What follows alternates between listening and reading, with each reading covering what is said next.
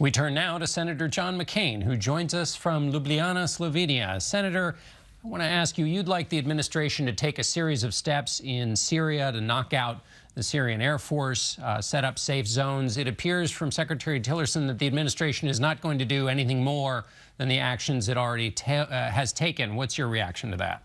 Well, I think what the president did was an excellent first step, and it was a reversal of the last 8 years, and I think it was important. But it's now vitally important we develop a strategy, we put that strategy in motion, and we bring about peace in the region. And that obviously means that there has to be a cessation of these war crimes. John, using chemical weapons is a war crime, but starving thousands of people in prisons is also.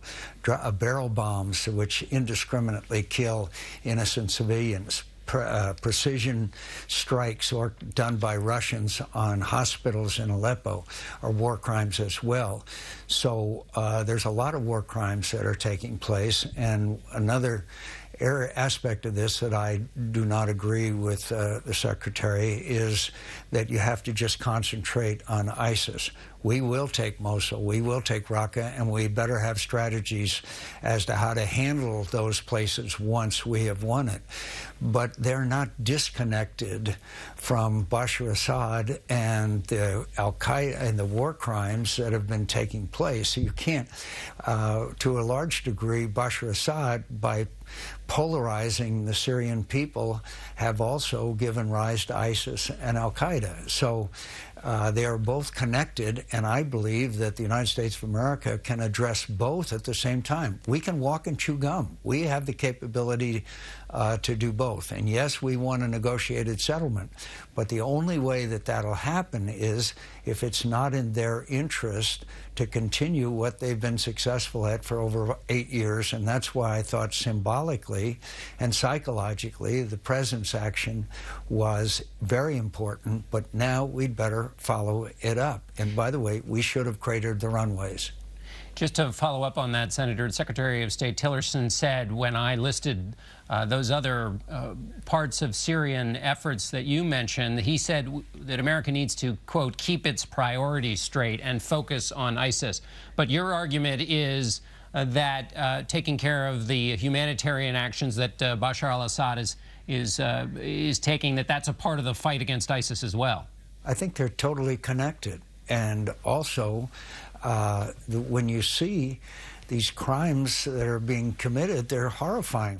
John, I also believe that a grieving mother whose child has been killed isn't too concerned whether it's a chemical weapon or a barrel bomb. He's still slaughtering people.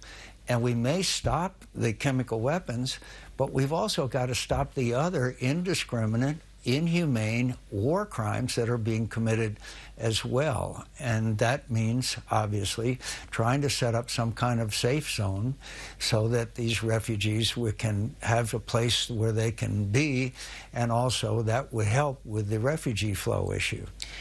Senator, you said you had wished that they'd cratered the runways. Based on your assessment of the damage that was taken from the U.S. military action, what kind of a signal do you think that sent to President Assad?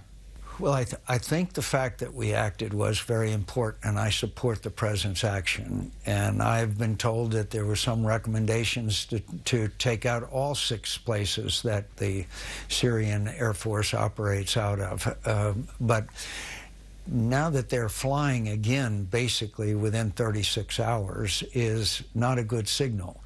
But I would point out, taking out all their support facilities doesn't let them fly with any consistency. But the signal that they're able to fly almost right away out of the same facility indicates that I don't think we did as thorough enough job, which would have been cratering the runways. And somebody will say, well, then they can fill in the runways. Yeah, and we can crater them again, too. Do you think the administration did anything to encourage this behavior by the Syrians by saying that the Syrian people would determine Assad's fate and that removing him is not a priority, things that were said before the use of chemical weapons? I think it probably was partially to blame, and Secretary Tillerson basically saying the same thing after kind of contradicting himself and then saying the same thing argues vigorously for a plan and a strategy. As I said again, taking this action I support and was important. But we've got to have a strategy and a plan to follow through. Just a one-time deal is not going to be productive, and saying we are only going after chemical weapons areas ignores the enormity of the problem. A very small percentage of the people who have been slaughtered in Syria have been slaughtered by chemical weapons. It's been done by barrel bombs and indiscriminate killing and all the other war crimes that have been committed.